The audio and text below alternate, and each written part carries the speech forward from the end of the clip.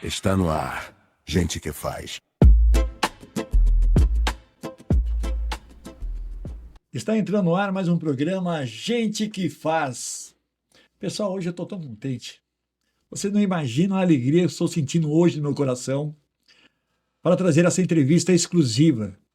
Eu sei que algo está acontecendo hoje porque meu coração está muito radiante, eu estou muito feliz, porque hoje nós vamos receber aqui o Padre Rodolfo da paróquia Santa Maria dos Anjos. Como vai, Padre? A bênção. Deus abençoe, um prazer estar aqui com vocês. Nossa, que alegria para estar aqui, contar um pouquinho da história da paróquia, contar um pouquinho sobre a sua história. Eu vou já começando direto. Padre, a vocação de padre, como surgiu na sua vida? Bom, eu venho de uma família católica, então a minha vocação não surgiu de uma forma de repente, toda especial, né, cheia de coisas diferentes, né.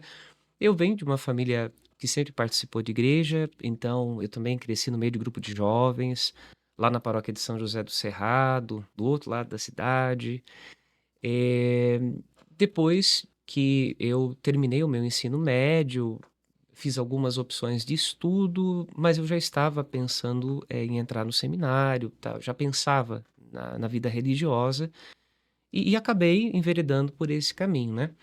Na verdade eu queria ser professor de matemática, que não tem nada a ver com o sacerdócio, né. Quando eu entrei no seminário, eu disse para mim assim, "Um dia eu faço matemática ainda", esse dia não chegou, e já vamos para 19 anos de padre, mais os 10 anos de formação, já faz 30 anos disso e a matemática ficou pelo caminho, né. Entendi. Sou professor, mas não de matemática, né.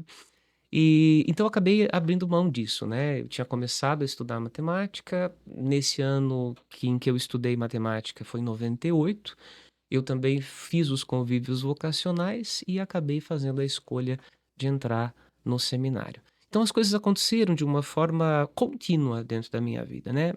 Uma família católica, eu participava da minha comunidade, fui crismado, me tornei catequista, cuidava de um grupo de jovens, cantava também na comunidade, até que de repente surgiu a oportunidade de entrar no seminário e aí fiz esse caminho. Bacana. Você é de qual cidade? Sorocaba Eu sou mesmo? de Sorocaba mesmo. Sorocabano. E qual é o bairro que você... E meus pais moravam primeiro lá na Vila Assis, onde está a paróquia de São Francisco de Assis. Sim. Lá eu fui batizado, a minha irmã também, que é 4 anos mais nova. Em 1987, eles mudaram para o Cerrado, para o Jardim Simos, onde estão até hoje. E daí começamos a participar lá da paróquia de São José, minha comunidade Nossa Senhora do Desterro, né? E fizemos vida naquela região, mas sempre aqui em Sorocaba. Padre, eu vou te contar também um pedacinho da minha história. Eu sou DJ profissional. E na minha época de jovem, de adolescente, eu ia para os bailes e eu olhava para o palco e eu via o DJ tocando, sabe? E aquilo ali foi uma fonte de inspiração para mim. Eu falei assim: ó, um dia eu vou ser DJ. Um dia eu vou ser DJ. E eu lutei muito até chegar a esse ponto de ser um DJ, né? E hoje sou um mestre de cerimônia, sou apresentador, mas eu consegui, desde criança, aquela vontade, escutava rádio, eu queria ser um DJ, eu queria estar lá naquele mundo artístico. A sua vocação também, quando você era criança, quando você ia para a igreja, você via o padre, né, fazendo a missa, você tinha também essa vontade de ser um padre, como está hoje?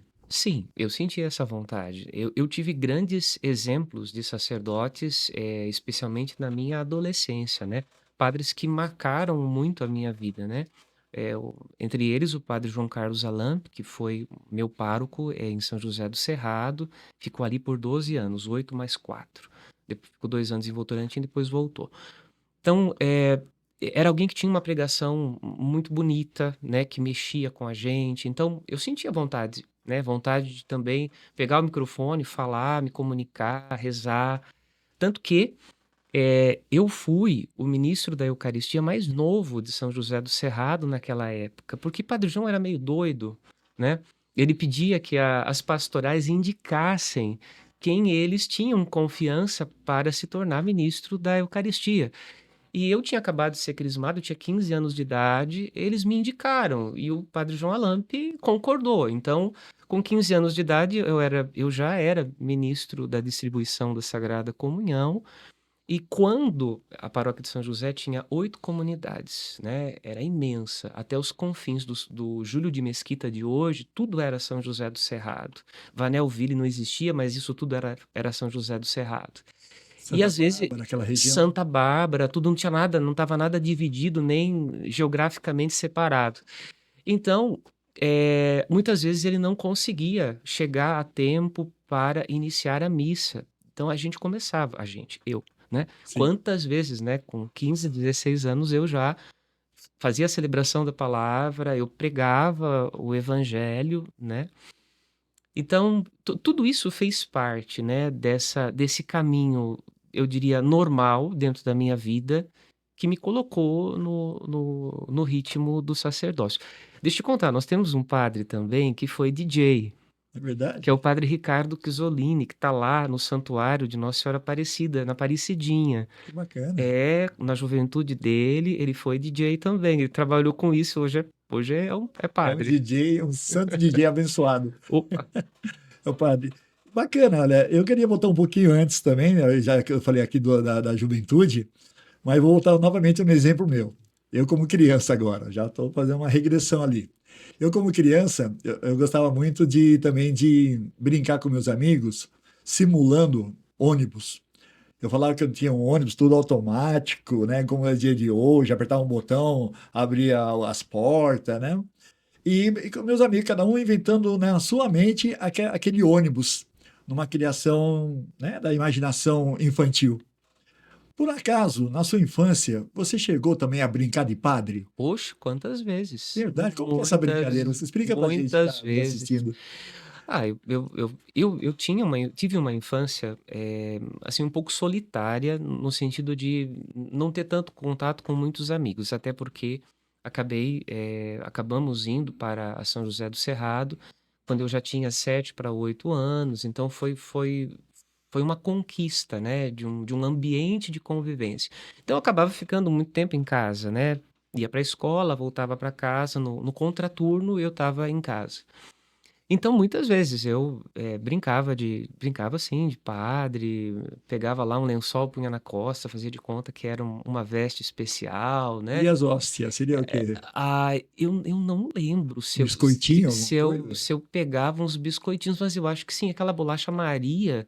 Eu tenho uma memória meio longínqua de que em algum momento isso fez parte da minha infância, sim. Poxa, esse te complementava na época também, né? Ele preenchia, igual você falou, às vezes uma infância meio solitária, Sim. né? Então, esse preenchia esse espaço que você estava precisando para que você pudesse caminhar e chegar até onde está hoje. Padre, como é o processo? Como é o caminho? Você é daquele jovem, né, que já tinha vocação desde criança, já estava predestinado a ser um padre. E durante a sua jornada, para ser um padre, qual é o caminho? Teve que passar por seminário, estudar. Qual é o caminho para se tornar um padre hoje? Hoje em dia, o tempo de formação dura aproximadamente 10 anos. Então, ele é composto de um ano introdutório, que a gente chama de propedêutico, mais 3 anos de faculdade de filosofia, mais 4 anos de faculdade de teologia. Antes de entrar no seminário, os jovens que se interessam pela vocação sacerdotal, eles precisam fazer uma vez por mês uma convivência vocacional. E aí eles são selecionados. Para eu ter uma noção, este ano tivemos, já desde o início do ano, mais de 60 jovens participando dessas convivências mensais. Hoje esse grupo já está afunilado para aproximadamente 20, e deste grupo de 20 deve sair o número que vai entrar no seminário no ano que vem. Quem cuida desse processo hoje, inicial, é o padre Tiago, ele que está cuidando dessa responsabilidade. E depois, quando a gente termina a teologia, normalmente é feita a ordenação diaconal. O diácono precisa permanecer diácono por pelo menos 6 meses, mas às vezes chega a 1 ano e depois ele é ordenado padre. Então, entre as convivências vocacionais e a ordenação de padre, o tempo é de aproximadamente 10 anos. Isso dentro da vida do padre diocesano, que somos nós, né? Não pertencemos a congregação religiosa nenhuma, Sim. fazemos parte da igreja diocesana, a igreja, no nosso caso, a igreja de Sorocaba. Tá. E esse é o processo para chegar até ser um padre hoje. Agora tem um longo caminho pela frente ainda. Daqui para frente, até vamos colocar como um papa. Qual é esse caminho agora como padre para chegar ao papado? O sacramento da ordem na vida da igreja, ele tem 3 graus, né? O diaconato, o presbiterato, que é o ser padre, e o episcopado, que é o bispo. O resto são cargos ou encargos. Então, o Papa, enquanto Papa, ele é o bispo de Roma, né? Então, no meu caso, então, eu já estou no 2º grau do sacramento da ordem, que é o presbiterato. Eu sou padre. Já fui diácono, recebi o diaconato, sou padre. Agora, tornar-se bispo é algo bastante complexo, né? Então, para ser chamado ao episcopado, né? Existem algumas exigências canônicas, né? Tempo de sacerdócio, idade, e é necessário que haja uma indicação, né?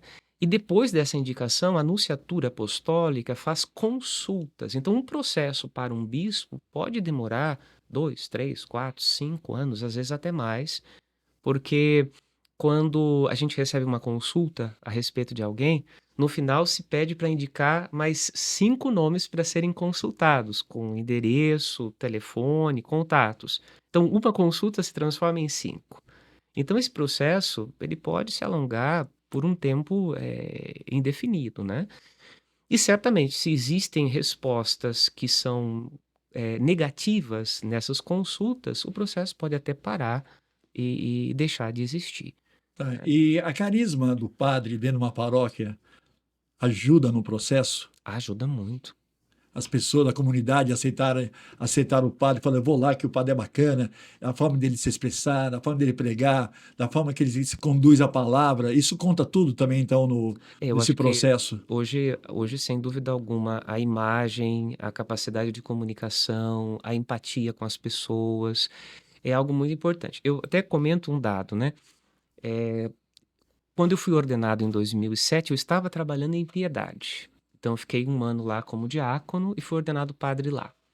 E uma das primeiras coisas que eu aprendi em Piedade foi justamente o valor de ficar na porta da igreja, cumprimentando as pessoas, abraçando, pegando na mão, dando a bênção. E é algo assim fantástico, porque eu vejo isso aqui no Vitória Regia, né? Tem pessoas que chegam na porta e falam para mim, padre, a minha missa valeu por causa deste cumprimento agora. Então, é lógico que é um exagero, sem dúvida alguma, né? A missa tem o seu valor, independentemente de eu ter condição ou não de cumprimentar as pessoas na porta. Mas como é importante, né, essa relação de proximidade, né? Como é importante a empatia, como é importante essa proximidade das pessoas, né? Então, quando o ministro sagrado ele tem essa habilidade, eu acredito que o trabalho é muito mais fecundo. Olha, eu fiz essa pergunta, também somos também de uma tradição católica, a minha mãe é devota de São Judas Tadeu, ela mora no bairro de Brigadeiro Tobias. E lá eu tenho um grande amigo, gosto muito dele, todos nós gostamos, que é o Padre Kojak, Padre Kojak. da Nossa Senhora do Povo, paróquia Nossa Senhora do Povo. Gostaria de mandar um abraço muito especial, Padre, as bênçãos.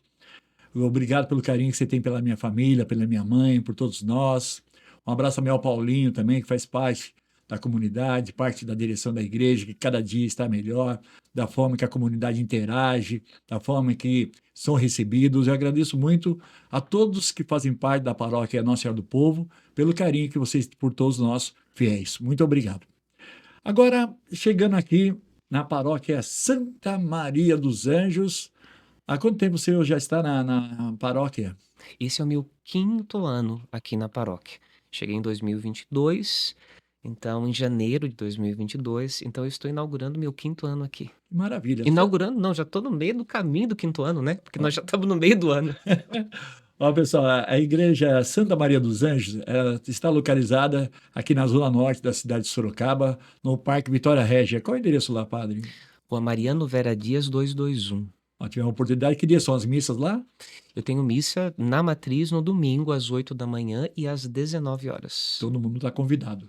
Eu gostaria, tenho uma curiosidade, eu estou aqui em Sorocaba há 14 anos. Eu e o Amaury, né, somos da cidade de Osasco, do padroeiro Santo Antônio.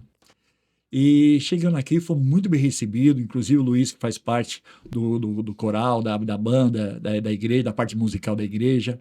Eu lembro até hoje, quando eu fui na paróquia, ele falou: seja bem-vindo à comunidade, sabe? Eu fico emocionado até de falar nisso, da forma que eu fui recebido na paróquia e pela comunidade aqui local do Parque Vitória Régia. E eu gostaria de saber, a minha dúvida, a minha curiosidade, desculpa. Santa Maria dos Anjos, o que significa na área católica? Quem foi? Como surgiu Santa Maria dos Anjos? Este título, ele brota da devoção franciscana. Então, São Francisco de Assis tinha uma grande devoção a Santa Maria dos Anjos, porque isso corresponde a uma visão que São Francisco teve e Nossa Senhora estava nesta visão ladeada de anjos, né? Lá em Assis, nós temos a igrejinha que Francisco construiu com as suas próprias mãos, chamada de Porciúncula, né? E essa igrejinha, ela está envolvida por uma imensa basílica dedicada a Santa Maria dos Anjos.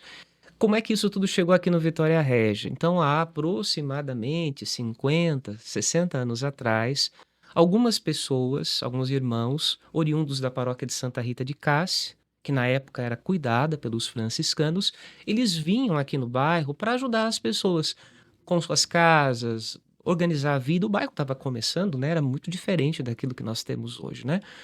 E eles faziam parte de uma confraria, numa irmandade. E o nome dessa irmandade era Santa Maria dos Anjos.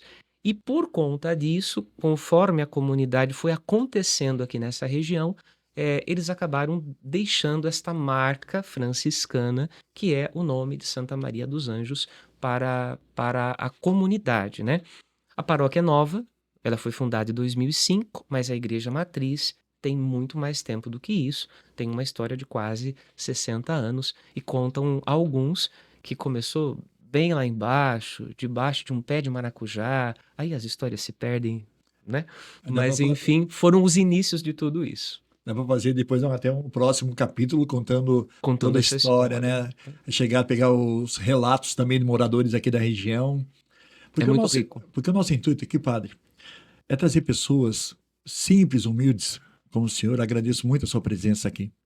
E contar as histórias. Nós estamos aqui formando um livro com depoimentos, com história de cada um, de comerciantes, de empreendedores, de jovens, de idosos, de pessoas que têm problemas de todos os tipos, enfermidades, e colocar tudo em um canal só, para que as pessoas entendam como é a nossa comunidade, como é a nossa vida.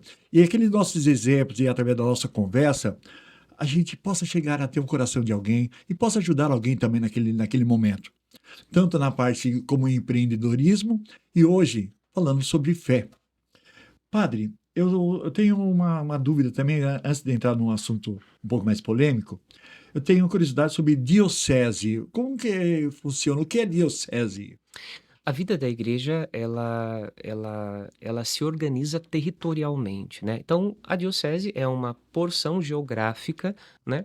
Onde nós temos a presença do povo de Deus, isto é, os clérigos, padres, diáconos, o bispo e o povo que frequenta as comunidades. Então, uma diocese, ela é composta de muitas paróquias, com muitas comunidades em cada uma das paróquias, e ela é chamada de igreja particular. Então, nós temos a Igreja Universal, presidida pelo Papa em Roma, que cuida de toda a Igreja Católica do mundo, e nós temos a Igreja Particular, feita de cada diocese com o seu povo, né? O povo fiel reunido em torno do bispo e dos seus colaboradores.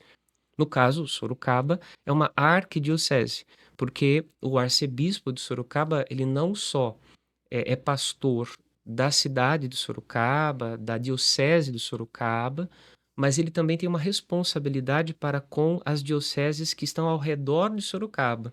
Jundiaí, Registro, Itapetininga e Itapeva, de garantir a unidade da fé com esses bispos irmãos dessas igrejas. Então, por isso, Sorocaba é uma sede de província eclesiástica. É um monte de nome difícil, né? Sim. Mas, sem dúvida alguma, diz respeito à organização da vida da igreja, a organização histórica, civil da vida da igreja, né? Então, e o nome do nosso arcebispo?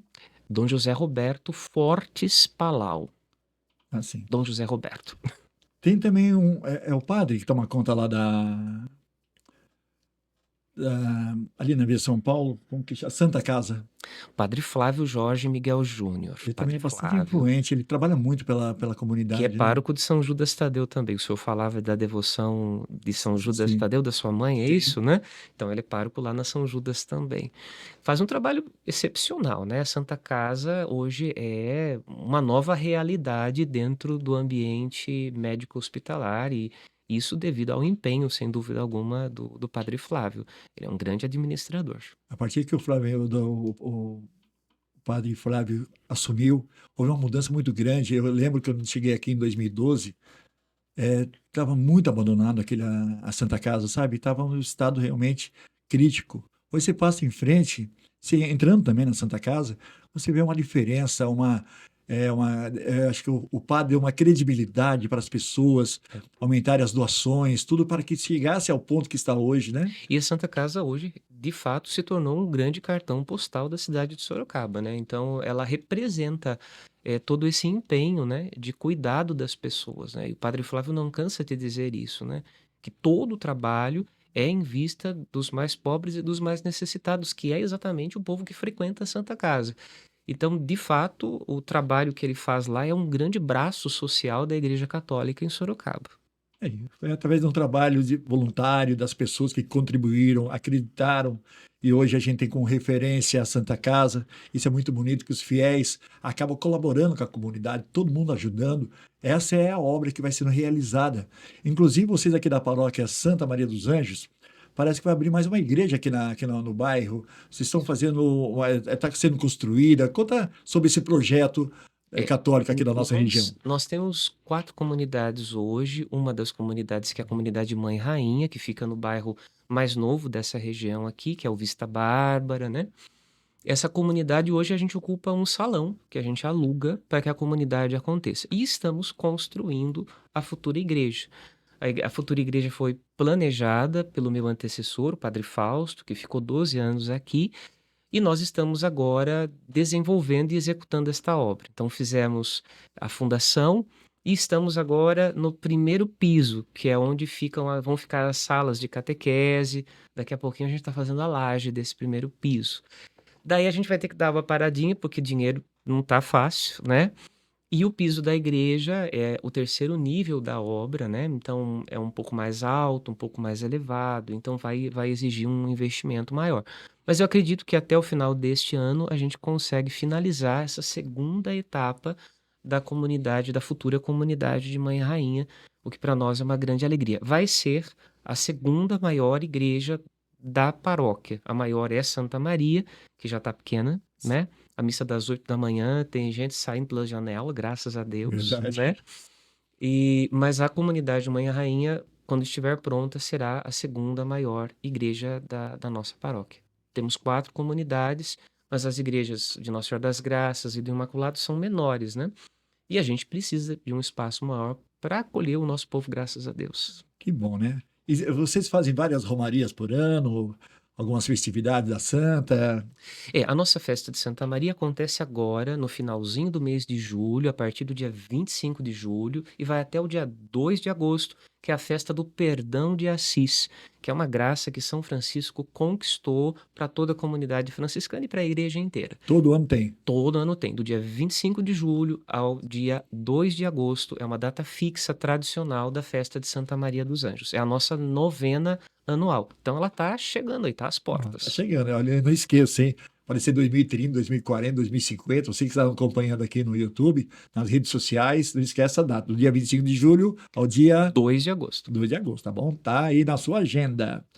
Padre, tão bonito a gente falar de história, né? Contando um pouquinho da paróquia, contando do seu trabalho, da sua devoção, do seu amor, né? Pelas as suas ovelhas, que podemos falar assim. E eu queria falar agora sobre algo mais profundo. Vamos falar sobre o amor de Deus. Sobre o amor de Deus. E eu gostaria de falar, o amor de mãe se compara ao amor de Deus? O amor de Deus, eu acredito que tem no amor materno a sua imagem mais perfeita. Isso não foi inventado por nós, né? O profeta Isaías traz essa mensagem de uma forma maravilhosa. Deus, quando fala com o seu povo, ele fala como uma mãe, né? E fala com um amor materno, né? Inclusive, uma citação que é um pouco difícil até de entender às vezes, né? Mesmo que a tua mãe te abandonasse, eu não te abandonaria, né? Então, o amor de Deus, ele ultrapassa, sem dúvida alguma, o amor materno, porque o amor humano tem todos os seus limites e condicionamentos, mas o amor materno é uma imagem do amor de Deus, sim, sem dúvida alguma. Eu vejo, sabe, cada mãe que passa por tanta coisa. Às vezes são filhos nas dificuldades dos vícios, com enfermidades, e a mãe naquela postura, sabe, a vida toda. Né, Maurinho? Inclusive, a nossa mãe tem 89 anos, dona Raíssa, mora lá em Brigadeiro. Ela trata a gente como se fosse dois bebês, duas crianças, sabe? E eu vejo um amor tão profundo. E nos momentos difíceis que eu passei, ela passou, ele passou, eu desde criança, e a gente percebe esse amor incondicional. Sim, o amor de mãe é um amor e necessariamente precisa ser assim, pelo menos quando a gente está falando das crianças pequenas, né? Porque a criança depende da mãe, né? De tudo, né? Então, sem dúvida alguma, é uma expressão muito bonita de afeto, né? A É mãe, algo fundamental na nossa vida. se caso eu pedir sabe, uma oração para a minha mãe interceder, tem força para. Eu acredito que tem a oração não só da mãe, do pai, né? Dos pais, é uma oração muito importante. Sempre quando eu faço batizado, eu costumo dizer o seguinte, que a gente precisa resgatar, né, esse lugar oracional dos pais na vida dos seus filhos. Porque cada vez mais hoje, a criançada, os adolescentes, morrem de vergonha dos pais, né? Quer que o pai bote dentro do carro e leve até a escola, mas se parar na frente da escola tem um chilique porque tá morrendo de vergonha, porque não quer que ninguém veja que os pais estão trazendo. É uma contradição, né? Mas eu sempre digo para os pais e para os padrinhos no batismo, você tem uma responsabilidade pelo seu filho. Quando seu filho estiver dormindo, vai lá, põe sua mãozinha sobre o peito dele, a cabeça dele, tá dormindo, não tá? Reze, abençoe, né? Você está cuidando daquilo que é seu, né? É o seu patrimônio vivo ali. Então, essa responsabilidade, ela precisaria ser resgatada hoje em dia. Porque às vezes a vida vai numa correria tão louca, você levanta, dorme, dá de comer, dá de beber, limpa, e a vida vai. E se passam 10 anos, 15 anos, 20 anos, e o tempo, né, de poder estabelecer essa relação, né, de amor, de cuidado, de oração, acaba se perdendo, né, e não dá para voltar para trás. Então, acho que é importante a gente tentar enfatizar o valor disso nos dias de hoje. Padre, existe alguma forma certa de rezar, de fazer oração? Existem formas tradicionais. Eu não sei se a expressão melhor seria certa ou errada, né? Existem as orações formuladas, Pai Nosso, Ave Maria, o Terço. Existem as orações litúrgicas, a missa é uma oração litúrgica. Existem outras orações litúrgicas que fazem parte de ambientes da vida da igreja. Mas, sem dúvida alguma, a gente precisa tentar resgatar a oração que brota do coração, né? E aí, ela pode ser espontânea. Teresinha do Menino Jesus dizia isso, né? Que muitas vezes o lançar para o céu um olhar de súplica é também uma prece. E não é uma prece formulada, nem litúrgica, não segue nenhum roteiro, mas segue o ritmo do coração. Então, a oração ela também pode ser assim, e sem dúvida alguma, eu diria que ela acaba sendo muito mais eficaz se ela é assim. Não é uma mera repetição de uma fórmula pronta, mas ela brota de uma necessidade urgente, de um coração que busca a Deus, né? Que se entrega nas mãos de Deus, né? Sim. Padre, falando da oração, eu queria falar algo que é muito polêmico. Mas eu fico falando para a mente humana, para mim, né? No meu caso, eu.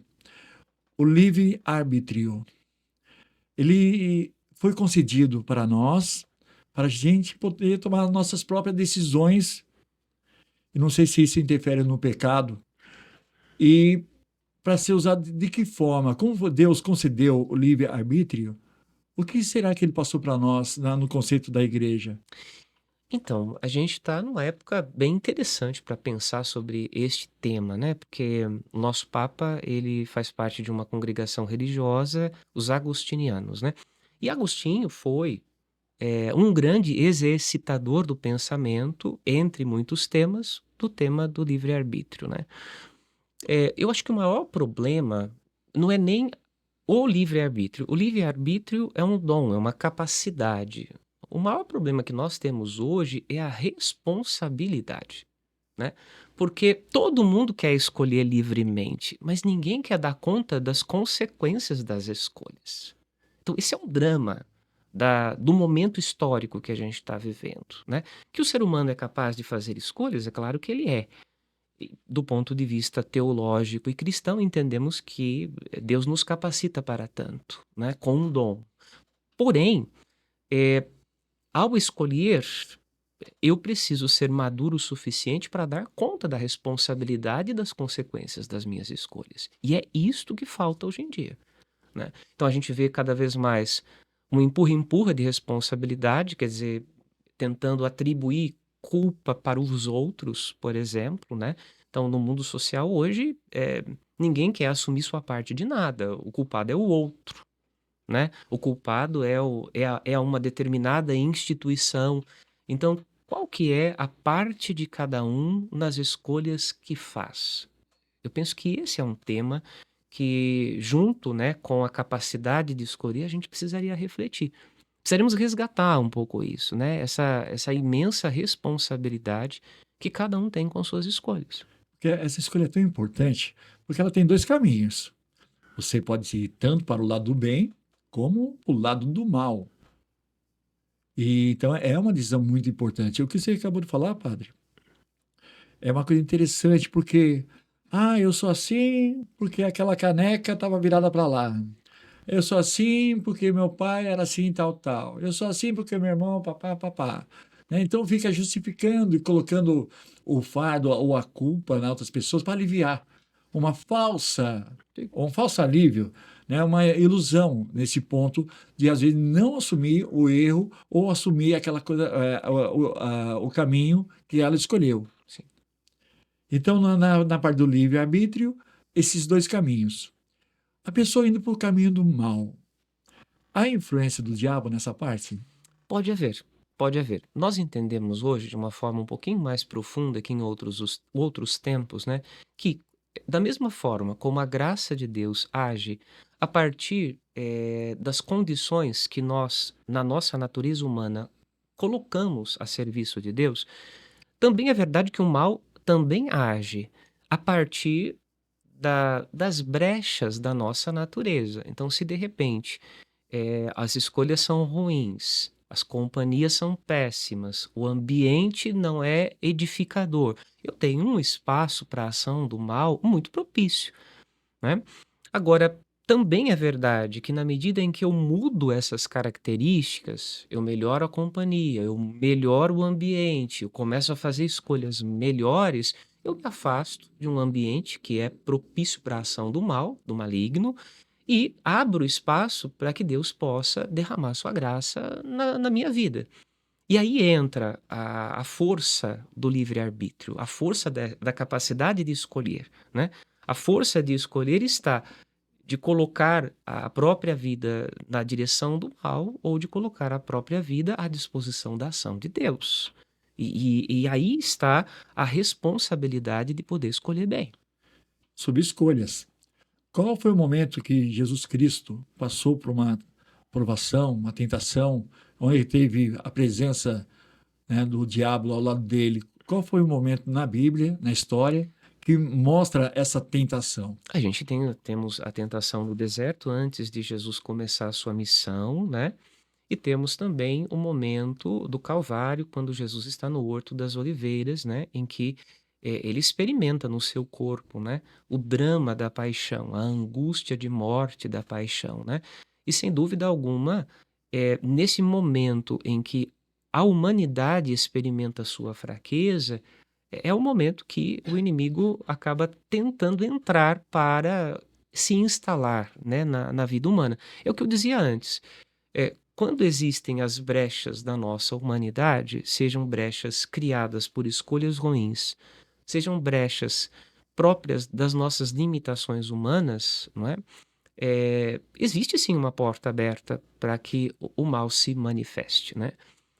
Mas eu também penso que é importante escutar São Pedro falando lá na sua carta, que embora o diabo seja um leão que ruge ao nosso redor, resistir a ele é o suficiente para vencê-lo. Porque, às vezes, no mundo de hoje, há uma tendência muito forte, né, de transformar o diabo na fonte de todas as maldades. Não, tudo vem do diabo, né? Tudo vem do maligno. Calma, né? Nós podemos vencê-lo. Jesus conquistou para nós esta graça, né? Resistir a ele significa afastá-lo da nossa vida. E este poder, cada cristão, com a sua fé, tem este poder, está nas mãos de cada cristão com a sua fé. É uma escolha que eu posso fazer, o senhor pode fazer, qualquer pessoa que está nos ouvindo pode fazer, no dia a dia da sua vida, né? Então, afastar o mal é algo que cada um, com a sua fé, pode realizar, desde que as escolhas sejam melhores. Tem como bater, tem como combater. Sem dúvida. Basta ter fé, força, perseverança, Sim. né? Tá com a fé sempre em Deus, para que seja protegido, inclusive pelos anjos da guarda, né? Sem dúvida. O anjo da guarda, ele acompanha a gente a todo momento? Disse Jesus que sim, né? Que os anjos dos pequeninos contemplam a face do Pai que está nos céus. Nós acreditamos, nós católicos acreditamos que desde o momento em que nós somos fecundados nesse mundo, nos é atribuído um anjo da guarda, que nos acompanha a vida inteira, né? E tem alguns santos que têm uma experiência muito bonita com o seu anjo da guarda. São José Maria Escrivá, ele tinha um gesto, né? Toda vez que ele ia entrar e sair de algum ambiente, ele dava uma paradinha e ninguém sabia por que isso acontecia. Até que depois da morte dele, um dos sucessores dele no trabalho com o Opus Dei, Dom Álvaro, ele acabou contando que um dia ele perguntou para São José Maria por que ele dava essa paradinha. E aí ele falou: eu faço isso para que o meu anjo da guarda passe na minha frente. Então, assim, uma relação de profunda intimidade, não só uma devoção abstrata, né, com o anjo da guarda, mas de profunda intimidade no dia a dia, né? Muito difícil para nós, no mundo ansioso que a gente vive, né? Você entra, você sai, você sobe, você desce, você vira, né? E a gente não para nem para pensar no que a gente está fazendo. Mas seria excelente que a gente pudesse se conectar com o mundo espiritual bom que está ao nosso redor. Então, quando falamos de anjos, né, a gente está falando disso.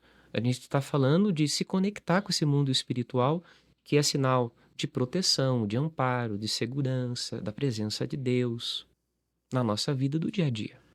A gente pode dizer que ele é um guerreiro? Sim, sem dúvida. Se ele é um guerreiro, existe uma guerra espiritual, se a gente não consegue enxergar? Sem dúvida.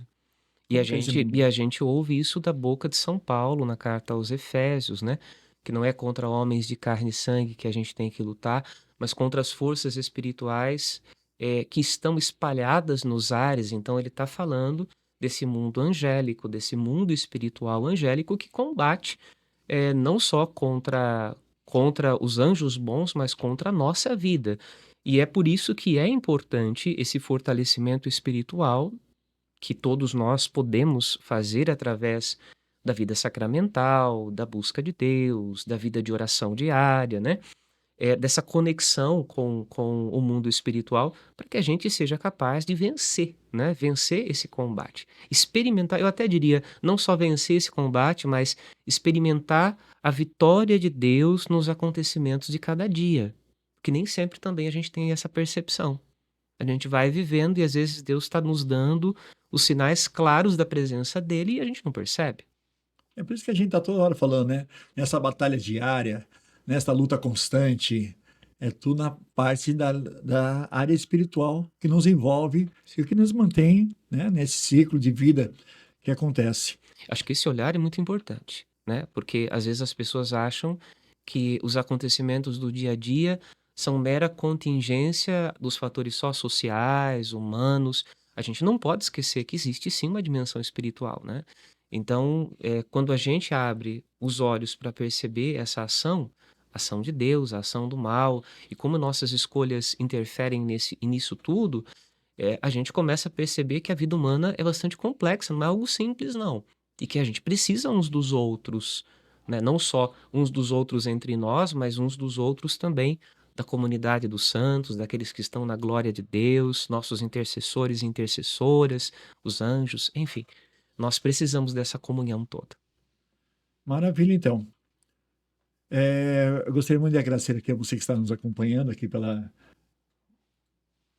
acompanhando a gente aqui pelo nosso canal. Quem está falando aqui comigo aqui é o meu diretor, né? Ele dando sinal para a gente. Eu tenho que entender Libras. Aqui é uma hora aqui. Eu vou passar já, Mauri, já vou passar já. Eu gostaria muito de agradecer a você que está nos acompanhando nessa jornada aqui com a entrevista exclusiva com o Padre Rodolfo. Estou muito grato pela sua presença. A gente está sentindo aqui uma paz muito grande aqui nos estúdios. E você que está nos assistindo, faça a sua inscrição no nosso canal, faça ele crescer, ajude também compartilhando, dando a sua opinião sobre o nosso canal, sobre o que é sobre a reunião e também sobre essa conversa de hoje através do nosso podcast Gente que Faz, tá bom? Aqui do meu lado aqui, ó, tem aqui o QR Code da igreja, que peça uma oração, reze por alguém. Ou você consegue ver, Amori? Tá ali, ó. Esse aplicativo é uma iniciativa muito bonita que nós estamos divulgando na nossa paróquia, mas ele está espalhado já pelo mundo inteiro. Nós temos mais de 1.500 pessoas conectadas, rezando umas pelas outras, pedindo orações também. Então, vale muito a pena. Então, quem estiver nos ouvindo, baixe o aplicativo e comece a rezar uns pelos outros. Ó, você que está com o celular aí, ó, tô dando um tempinho para você, ó. Escaneia o QR Code e já vai lá para a página. Tá bom? Tá aqui então o QR Code. E se não conseguir escanear, vai lá na página direto, www.orapormim.com.br. Lá consegue baixar o aplicativo no celular. Maravilha, então, tá aqui. Agora, padre, para os dias de hoje, né, fomos bem longe, voltamos bem longe. Estou muito contente, igual eu falo para todo mundo, eu não sou jornalista formado, eu sou apenas um locutor que tem bastante curiosidade, gosto de aprender a cada dia. E esse programa está me fornecendo essa oportunidade de eu crescer cada dia mais na área intelectual. Por isso, sou muito grato. E eu tenho uma curiosidade aqui que eu quero saber. Já teve algum dia na missa de algo que foi muito engraçado, que aconteceu inusitado? Conta para nós uma experiência que aconteceu durante uma missa na igreja. Ai, meu Deus. Tem tanta coisa que acontece dentro das nossas Já estou missas, né? lembrando. Sim, esses dias atrás tem um cachorrinho que eu não sei de quem que é, mas às vezes ele nos visita, né? E esses dias ele passou, veio até o altar, passou por detrás de mim, passou na minha frente, depois foi embora, né? Mas a gente já teve algumas experiências, talvez até um pouco difíceis, né? Algumas pessoas que até já desmaiaram dentro da igreja. Enfim, às vezes é aquela história mais antiga de que tem que vir sem comer, né? Um jejum eucarístico exagerado, né? E aí, hoje em dia, a gente tem o problema de um calor que às vezes no verão é insuportável. Agora a gente está com ar-condicionado, mas antes, logo que eu cheguei aqui, a gente derretia dentro da Experimentava igreja muito quente. no auge do verão, né? Muito quente. Então já tivemos situações como essas. Mas eu acredito que uma das coisas mais bonitas é a gente perceber como as pessoas se ajudam, né? Então, são situações, algumas mais alegres, outras inusitadas, outras difíceis, mas o sentido comunitário está muito presente. A gente tem uma pastoral da acolhida muito dedicada, que está sempre ali, não só cumprimentando as pessoas, mas muito atenta ao que está acontecendo, né? Então, a gente se sente bem confortável, né? Mesmo com as surpresas do dia a dia. Olha, uma coisa que eu escuto muito na igreja, isso já na celebração de casamentos. Se tem alguém que queira falar alguma coisa agora, que fale agora ou cale-se para sempre. Alguém já se manifestou alguma Essa vez? expressão não existe mais no ritual, Não né? tem mais. Não, não, graças a É Deus. sempre no bom Até casamento e amor. porque, até porque assim, favoráveis ao casamento, acho que não sei se todos são ultimamente, né? Tem gente fazendo test drive à torta e à direita por aí, né? Mas não existe mais essa expressão, graças a Deus. Eu nunca precisei usar essa Que expressão bom. porque ela não existe mais, né? Isso No foi uma ritual. criação mesmo. Mas já chegou o caso que você É, comparar lá. Eu tenho, é, tal, já aconteceu, né? Histórias por assim, deve ter conhecido alguma não, história. é possível que tenha acontecido, porque, na verdade, quando se usava essa expressão, era justamente para saber se tinha alguém que tivesse algo contra aquela união, né? Hum, Então, mas é algo desagradável, né? O senhor imagine todo o investimento para fazer um casamento hoje em dia, né? Seja fotógrafo, cerimonialista, festa, e de repente, eu não concordo. Eu acho que não tem sentido isso, né? pô, é uma pessoa que É um está querendo desrespeito muito acabar grande. mesmo lá, a gente fala assim, eu não quero, e É um tal. desrespeito muito grande, Nem né? quer, acabou. Então, tá livre. Pessoal, olha, estou muito honrado mais uma vez aqui. Estamos aqui escutando aqui o nosso padre Rodolfo, da igreja da paróquia Santa Maria dos Anjos. E eu sei que para acompanhar você ali nas missas, né, em todo o projeto que tem a igreja para a nossa comunidade, eu queria que você falasse um pouco como é a administração da igreja, quem são as pessoas, o que vocês fazem, né, diariamente na igreja em prol da comunidade ou em prol da própria paróquia. Toda paróquia, ela tem movimentos internos, tem grupos que trabalham com necessidades específicas e esses grupos se chamam pastorais ou movimentos, né? Então, hoje, nossa paróquia tem mais de 20 pastorais e movimentos. Sejam pastorais voltadas para a vida litúrgica, portanto, a liturgia, o ministério de música, os coroinhas, os acólitos, a pastoral da acolhida, não é? Ou pastorais que estão trabalhando com necessidades específicas dentro da comunidade, necessidades sociais, de atendimento, enfim. Então a gente tem muita gente trabalhando no interno da vida da comunidade, né? A comunidade se estrutura desta forma: cada paróquia tem suas pastorais e movimentos, e em cada pastoral, uma coordenação, membros atuando em várias frentes de evangelização, porque cuidar das pessoas é a meta da comunidade cristã. Cuidar das pessoas para que elas possam cuidar melhor uns dos outros, isso é um sinal da presença de Deus nos ambientes onde elas se encontram, né? Bacana, uma grande família, né? Uma grande família de cuidado, né? É o que o Papa Francisco dizia, que a igreja precisa redescobrir, né, essa grande vocação de cuidar, né?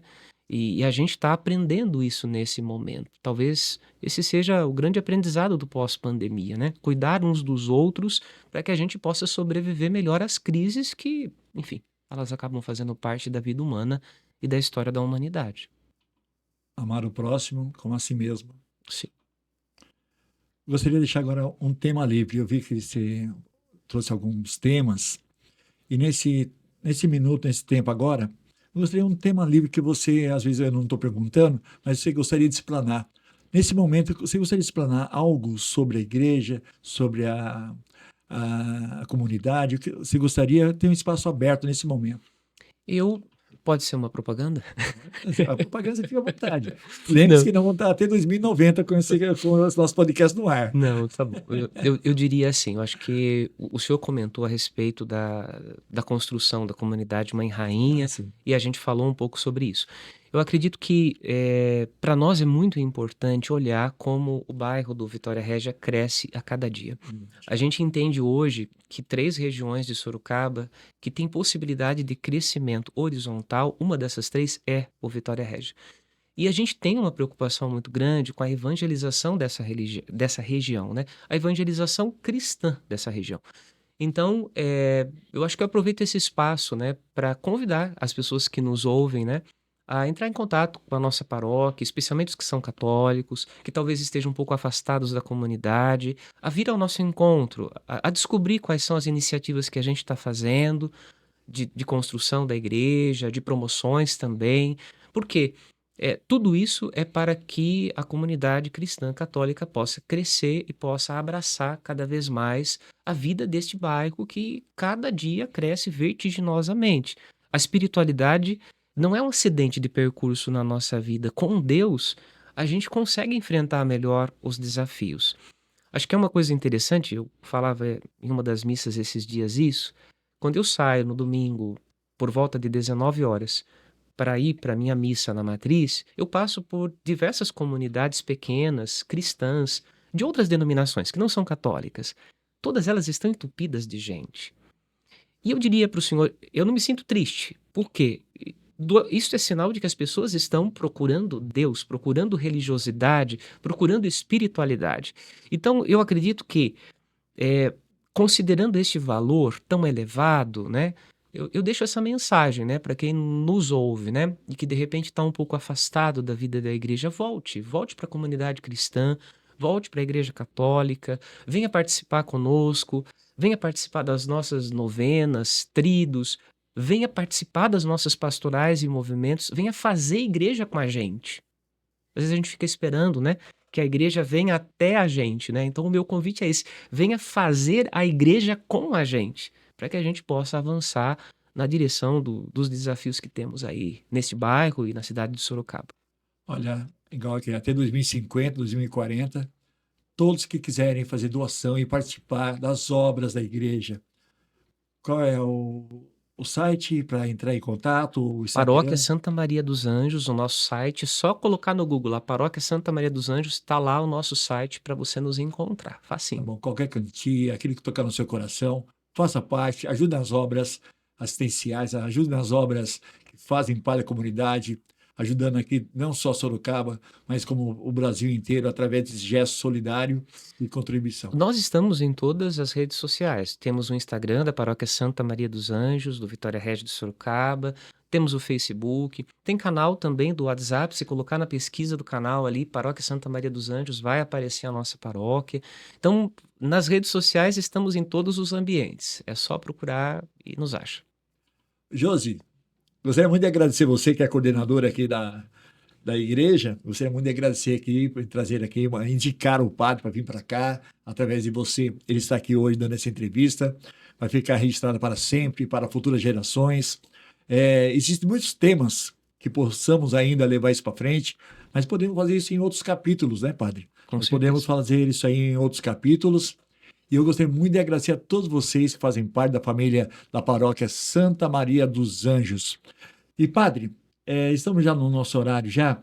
Eu gostaria que, nesse momento, olhando para essa câmara central, eu gostaria que você falasse para todos que estão nos ouvindo agora, para as pessoas que estão sofrendo nos vícios, nas enfermidades, na ansiedade, na depressão, o que você poderia passar para essas pessoas nesse momento através das suas palavras, da sua mensagem, das suas preces? Eu penso que, primeiramente, é importante que a gente não se sinta sozinho em meio das tempestades que cada um de nós enfrenta, da enfermidade, da solidão, dos vícios.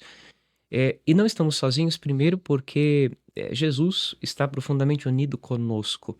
E se nós lembramos do seu sacrifício, do seu sofrimento, do mistério da cruz, nós entendemos que ele carregou as nossas dores sobre o seu corpo ferido de morte. Então, em meio a todas essas dores, que o pensamento de cada um possa se voltar para o nosso Senhor e Salvador, pedindo a Ele que preencha o coração com força, com coragem, para não desistir de lutar. Talvez a maior tentação que enfrentamos no meio dos grandes desafios de hoje é o de desistir. Então, não desista, né? Mesmo que às apalpadelas, mesmo que engatinhando, mesmo que se arrastando, mas não desista desta luta. E peça ao Senhor que possa preencher o seu coração de coragem.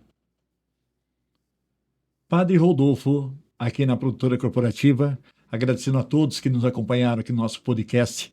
uma entrevista exclusiva da paróquia Santa Maria dos Anjos, da cidade de Sorocaba, aqui na nossa região do interior paulista. A todos, muito obrigado. Nunca se esqueça, Jesus é o caminho, é a verdade, é a salvação. Gente que faz. Até a próxima. Obrigado, gente. Eu que agradeço. Amém.